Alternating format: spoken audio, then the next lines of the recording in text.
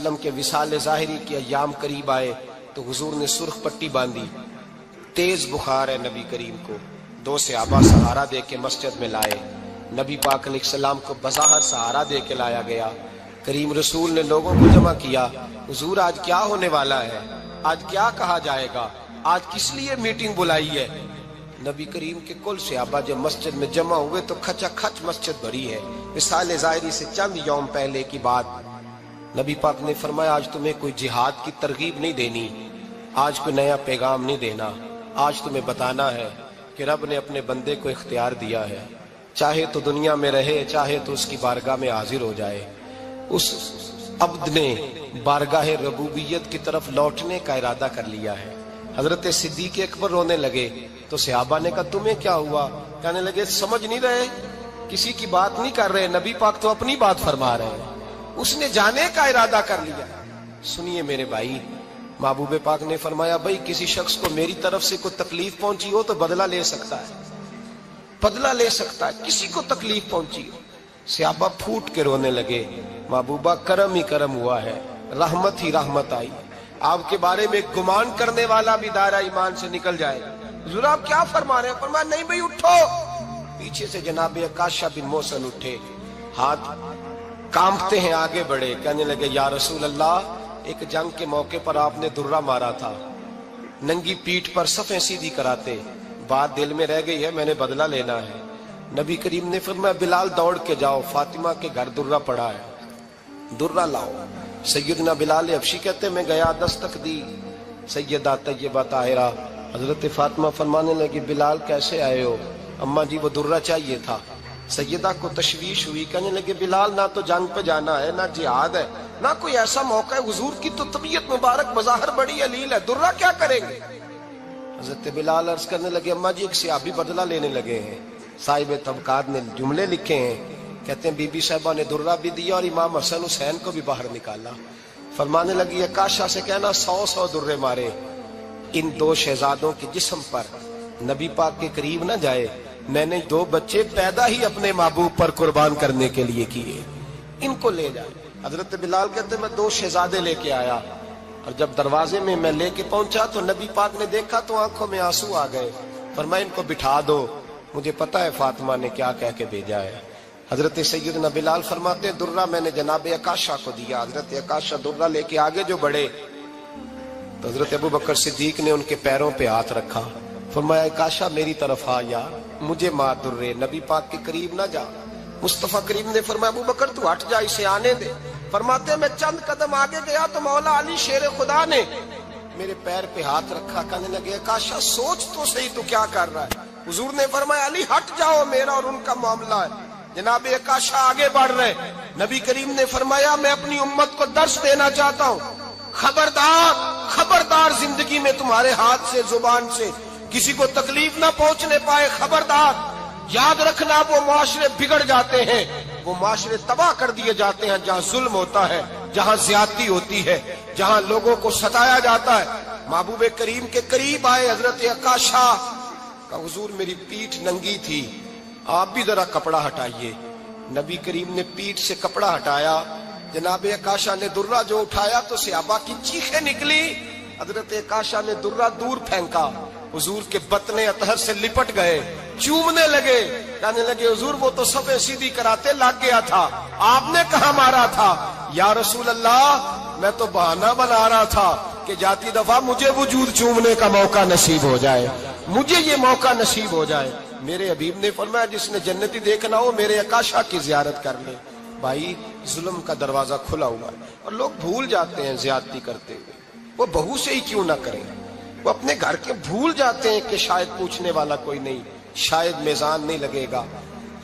ایران کے بادشاہ نے اپنے بیٹے کو پڑھانے کے لیے ایک استاد صاحب کا بندوبست کیا۔ استاد صاحب کو کہا کہ میرے بچے کو دین پڑھائیے، میں چاہتا ہوں کل اس نے عنان حکومت کو سنبھالنا ہے تو یہ دین سے آگاہ ہو جائے، اس کو کچھ سکھائیے، پڑھائیے۔ بہت نیک بزرگ بڑے درویش عالم پڑھانے لگے، اسباق مکمل ہو گئے، دین کے اسباق قرآن مجید پڑھایا، احادیث طیبہ کا درس دیا، اصول فقہ سے روشناس کرایا۔ جب بچے نے مکمل تعلیم حاصل کر لی اور آمین ہو گئی، دستار ہو گئی، فارغ ہو گئے، تو پھر ایک دن استاد صاحب نے کہا بیٹے کل تم نے ضرور آنا ہے، کچھ بات کرنی ہے۔ شہزادہ گیا ملنے استاد صاحب سے، استاد صاحب نے کنڈی لگا لی، ہاتھ میں درہ پکڑ لیا، مار مار کے پورے وجود کو زخمی کر دیا، کوئی غلطی نہیں، کوئی بات نہیں، مارا۔ اب بچہ آیا آ کے بادشاہ سلامت سے کہا کہ ابا جی سمجھ نہیں آئی، بڑا مارا ہے استاد۔ تو سیانے تھے نا بادشاہ، یہاں تو قاری صاحب روز کٹہرے میں کھڑے ہوتے ہیں، مولوی صاحب آپ نے میرے بچے کو کیوں مارا ہے؟ آپ 8,000 کے مولوی ہیں، میرا کئی کروڑ کا بچہ ہے، سویرے بدل لیں گے، خبردار آپ نے بچے کو ہاتھ لگایا، اپنی حیثیت میں رہے معاذ اللہ۔ جو قومیں استادوں کو کٹہروں میں کھڑا کرتی ہیں وہ ترقی نہیں کر پاتی، جو استادوں کو کٹہروں میں روز کھڑا کرتے ہیں۔ کہا ابا جی بڑا مارا ہے، تو والد بڑے سمجھدار تھے، کہنے لگے بیٹا استاد باپ ہوتا ہے، وہ زیادتی نہیں کرتا، کوئی بات ہوگی میں تیرے استاد کو کٹہرے میں نہیں بلاؤں گا۔ اماں سے بات کی، اماں کہنے لگی بیٹا میں تیرے باپ سے کیسے بات کروں، ڈرا تھا۔ وقت گزر گیا، 22 سال بیت گئے، 22 سال گزر گئے، بادشاہ کا انتقال ہوا، شہزادہ تخت پہ بیٹھا، پہلا حکم یہ دیا کہ میرے استاد کو بلاؤ، پہلا حکم۔ استاد جی بوڑھے ہو گئے تھے، چھڑی کے اوپر ٹیک لگا کے آئے اور بھویں سفید ہو کے جھک گئی تھیں، یوں آنکھ کھول کے بڑی مشکل سے دیکھا، کہنے لگے شہزادے حکم ہو۔ کب میں شہزادہ نہیں، اب میں بادشاہ بن گیا ہوں۔ استاد جی 22 سال بیت گئے، آپ نے مارا تھا، پر وہ درد چونکہ زیادتی کی تھی، میرا قصور کوئی نہیں تھا، تو نہ میری روح سے درد گیا ہے نہ میرے جسم سے گیا ہے، میں بے اختیار تھا، پوچھ نہیں سکتا تھا، آج با اختیار ہوا ہوں۔ سب سے پہلے پہلا حکم آپ کو دیا، بلایا ہے، بتائے کیوں مارا تھا، کیوں مجھے مارا تھا، میری زیادتی بتائے۔ تو استاد، بوڑھے استاد کی آنکھیں آنسوؤں سے بھر گئی، کہنے لگے بیٹے بس آج کے دن کے لیے مارا تھا، یہ جو دن آ گیا نا میری زندگی میں اس لیے مارا تھا، یہ میں چاہتا تھا میری زندگی میں وقت ہے، آج کے بس میری مراد پوری ہو گئی۔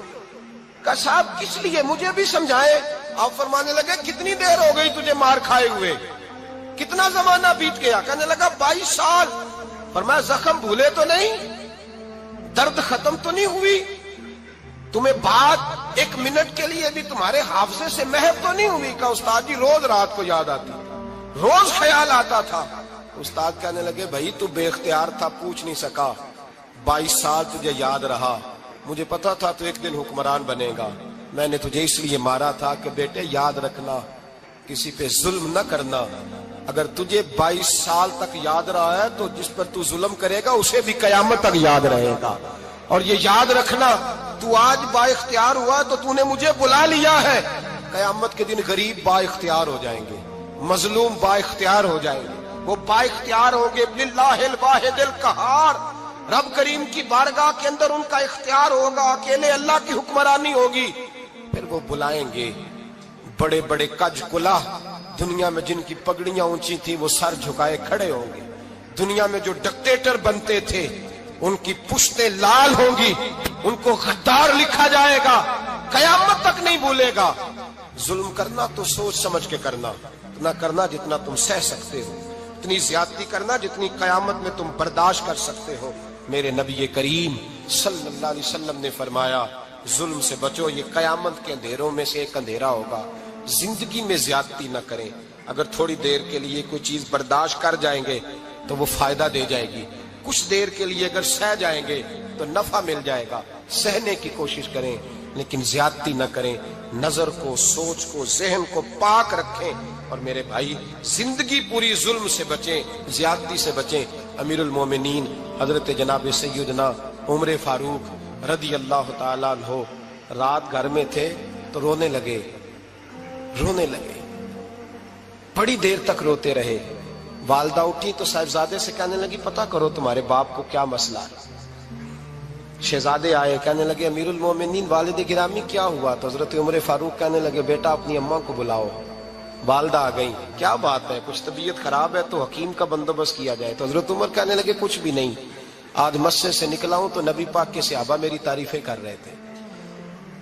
یہ حضرت فاروق اعظم کے وصال کے قریب کے دن ہے، تعریفیں تو حضرت یہ رونے کی بات ہے کہ خوش ہونے کی؟ آپ فرمانے لگے نہیں، سوچتا ہوں बाहर तो मैं अच्छा रहा हूं, पता नहीं घर में ही कोई ज्यादती ना हो गई हो, पता नहीं तुम्हारे साथ भी मेरे मामला ठीक थे कि नहीं। सहाबा तो तारीफ करते हैं, रो रहा हूं तुम्हारी वजह से ही ना उलझ जाऊं, बीवी ही ना कहे मेरा हक ही अदा नहीं किया। ये लफ्ज कहते कहते पहाड़ है ये शख्स, कैसरो किसरा कांपते हैं। हजरत उमर रो पड़े, बीबी से कहने लगे मुझे अल्लाह की रजा के लिए माफ नहीं कर देती, मेरे ऊपर बोझ था उम्मत का, मैं सारी रात मदीने की गलियों में फिरता था, दिन सारा मस्जिद में गुजरता था, मैं तुझे वक्त नहीं दे पाया, माफ नहीं कर देती। तो ज़ौजा कहने लगी नहीं उमर, मैंने भी जिंदगी में अपना कोई सुख चैन नहीं देखा, कोई चाव पूरा नहीं किया, मैं कैसे माफ कर दूं, मैं नहीं माफ करती। हजरत उमर जमीन पे बैठ गए, रोने लगे, कहने लगे चल माफ कर दे। कहने लगी एक वादा करो, कयामत के दिन रब करीम की बारगाह में मेरी सिफारिश करोगे, अल्लाह की बारगाह में अर्ज करोगे कि अल्लाह अच्छी थी, मुझे कपड़े धो के देती थी, रोटी पका के देती थी, मेरी इज्जत की मुहाफिज थी। जनाब उमर कहने लगे तेरे साथ वादा है, रब अपने फजल से उमर को जन्नत देगा तो उमर तुझे जन्नत में साथ लेकर के जाएगा, तेरे साथ वादा है। अरे भाई, जिनके दिलों में एहसास था कि हमसे कोई ज्यादती ना हो जाए किसी जगह, वो तो यहाँ तक मामला करते थे, यहाँ तक उनका ख्याल रहता था। अजीजों, एक तो नजर में हया पैदा करें, वालिदैन की बहुत बड़ी जिम्मेदारी है। लाखों बच्चे मर्जी की शादियां कर रहे हैं, हजारों घर उजड़ रहे हैं, ये वो वाला जहर है जो हर घर में तेजी से फैलता चला जा रहा है। पहले हम कहते थे कि बच्चा बाहर ना निकले, अब कहते हैं अल्लाह कहीं मोबाइल लेके तन्हा ना बैठ जाए, कहीं तन्हा ना बैठ जाए, क्या बनेगा इसका अगर ये गंदगी और ये ऐसा नशा है जो उजाड़ के रख दे। बुखारी शरीफ में हदीस है, काज़ी अय्याज़ मालिकी रहमतुल्लाह अलैह ने बड़ी तफसील से लिखी है, रावी हज़रत अनस बिन मालिक हैं। एक बंदा बड़ी दूर से आया नबी पाक सल्लल्लाहु अलैहि वसल्लम की ज़ियारत के लिए, बड़ी दूर से। अरब के जो सरदार होते थे उनके बड़े नाज नखरे होते थे, वो खैर आज भी हैं, प्रोटोकॉल का माहौल आज भी, यानी वजीर साहब के आगे दो चार गाड़ियां ना हो तो उनको मज़ा ही नहीं आता, पुलिस वाले आगे पीछे भागें तो, हालांकि उनको नहीं पता कि जो पुलिस वाले आगे पीछे भाग रहे हैं ना, ये हुकूमत बदली तो गिरफ्तार करने भी इन्होंने ही आना है, लेकिन वो बड़ा मजा आता है जब लोग गाड़ी के पीछे भागते हैं। क्या बात है जनाब, बड़ी बात।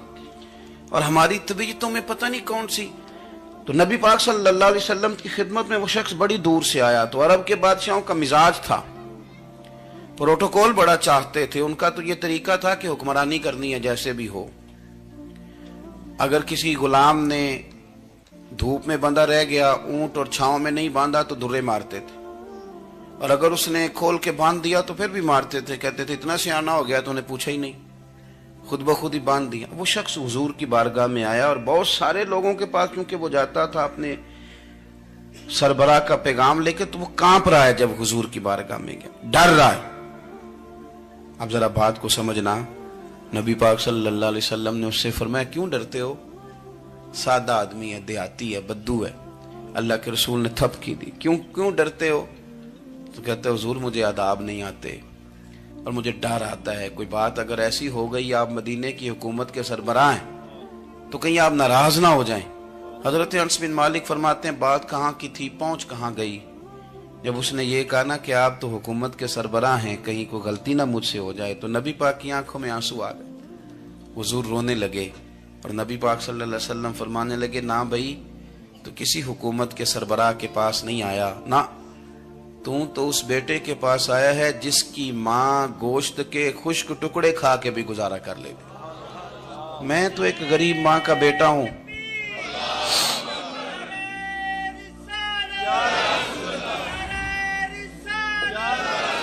भाई अगर आपका ये ज़ौक बन जाए, देखो ना आज तो लोग भूल जाते हैं ना, कपड़े बदल लेते हैं तो वो समझते हैं कि शायद सारा कुछ ही बदल गया, यानी गांव से आकर पढ़ने वाले भूल ही गए हैं कि किसकी माँ ने कितना जेवर बेचा। लोग भूल जाते हैं चीजों को, अपने माजी को याद रखें। आप लोगों के साथ प्यार करें, आप लोगों को मौका दें, आप थोड़ी सी और कोशिश करें उस शख्स तक जाने की जो आपको मायूस नजर आ रहा है, परेशान नजर आ रहा है। ये हमें मिलाद वाले महबूब सल्लल्लाहु अलैहि वसल्लम ने दरस दिया। एक और पहलू, हुजूर सैयद आलम सल्लल्लाहु अलैहि वसल्लम ने, हमारे यहाँ ना अभी भी बरादरी की तकसीम है, अभी भी اور کچھ میں نے ایسے کمزور لوگ بھی دیکھے. یہ اس طرح کی حرکتیں ہارے ہوئے لوگ کرتے ہیں. ہارے ہوئے لوگ جو اپنے آپ کو سمجھتے ہیں کہ میں کوئی بڑا آدمی ہوں. بڑا آدمی تو اپنے اخلاق سے ہوتا ہے, اپنے کردار سے ہوتا ہے, اپنی سخاوت سے ہوتا ہے, لوگوں سے پیار کرنے سے ہوتا ہے. باقی یہ کہ بیٹھ کے کہانی سنانا کہ میں بڑا کچھ کرتا ہوں, تو جو کچھ کرتا ہوتا ہے اسے سنانے کی کوئی ضرورت ہے. ایک اور بہت سارے لوگ آپ تعزیت کرنے جائیں نا والد کے انتقال کے بعد, تو ان بیچاروں کو بتانا پڑتا ہے کہ ابا جی میرے بغیر دوائی نہیں کھاتے تھے. تو میں کہتا ہوں اگر تیرے بغیر نہیں کھاتے تھے پھر بتانے کی ضرورت نہیں, پھر تو سارے گاؤں کو پتا ہوگا کہ تیرے بغیر نہیں کھاتے تھے. اور اگر کوئی دال میں کالا ہے تو پھر تیری وضاحت کوئی بندہ قبول نہیں کرے گا.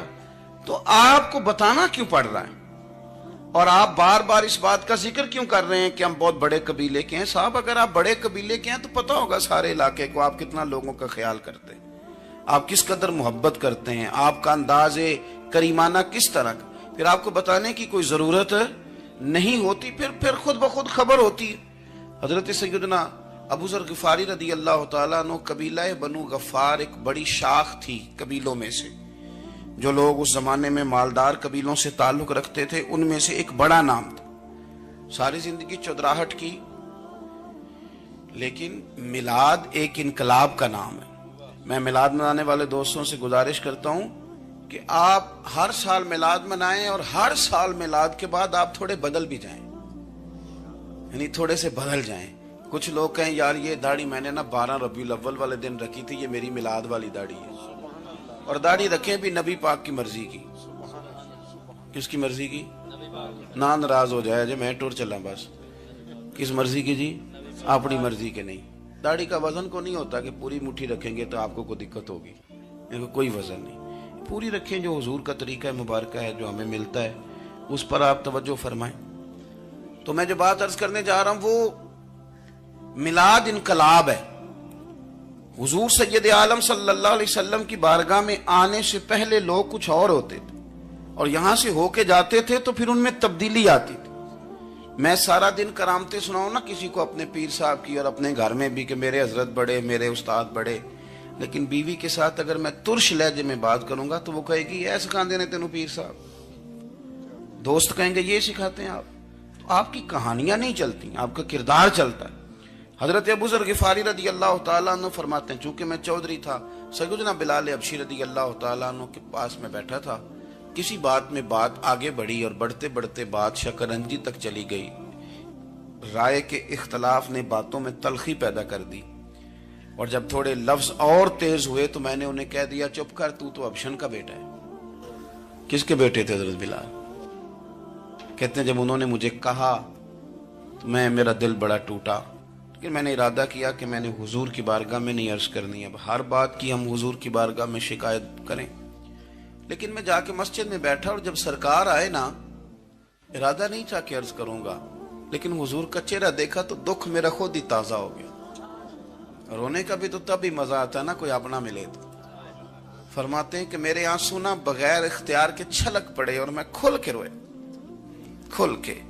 قربان جاؤں محبوب کے بھی حضور نے پاس نہیں بلایا, بلکہ نبی پاک اٹھ کے خود میرے پاس آئے اور مجھے کندھوں سے پکڑ کے سینے سے لگایا.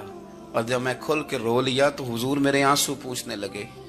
کچھ شعر ایسے ہوتے ہیں جو کسی نے کہے ہوتے ہیں, اور کہنے والا جو ہوتا ہے وہ صاحب حال ہوتا ہے, تو اس میں کچھ خوبصورتی زیادہ ہی ہو جاتی ہے. ایک پنجابی کے شاعر ہمارے گجرات میں گزرے, بزرگ تھے, ان کا ایک شعر ہے, وہ کہتے ہیں ایک واری میری آنکھیاں چوں اونا نے اتھرو پونجے سن. ایک واری میری آنکھیاں چوں اونا نے اتھرو پونجے سن, ہن تے چسکا پہ گیا رونے دا. ایک واری میری آنکھیاں چوں اونا نے اتھرو پونجے سن, ہن تے چسکا پہ گیا رونے دا, تے ہر ویلے آہو زاری دا. تو میں روز رونے لگا ہوں. مزہ ہی بڑا آیا ہے جب سے محبوب نے چپ کرانا شروع کیا میرے عزیز. اور پھر حضرت بلال حبشی رضی اللہ تعالیٰ عنہ چونکہ حضور کے غلام تھے, اور انہیں پتا تھا کہ سرکار میری ناز برداری کرتے ہیں, حضور نے چپ کرایا. فرمایا کیوں روتے ہو؟ تو عرض کرنے لگے یا رسول اللہ صلی اللہ علیہ وسلم, اگر میں ابشن کا بیٹا ہوں تو میری تو غلطی کوئی نہیں نا, یہ تو تقسیم اللہ کی ہے نا. الذی خلقک فسواک فعدلک فی ای صورت ما شاء رکبک. جس طرح وہ چاہتا ہے، جس کو چاہتا ہے اس طرح کی اس کی صورت بنا دیتا ہے.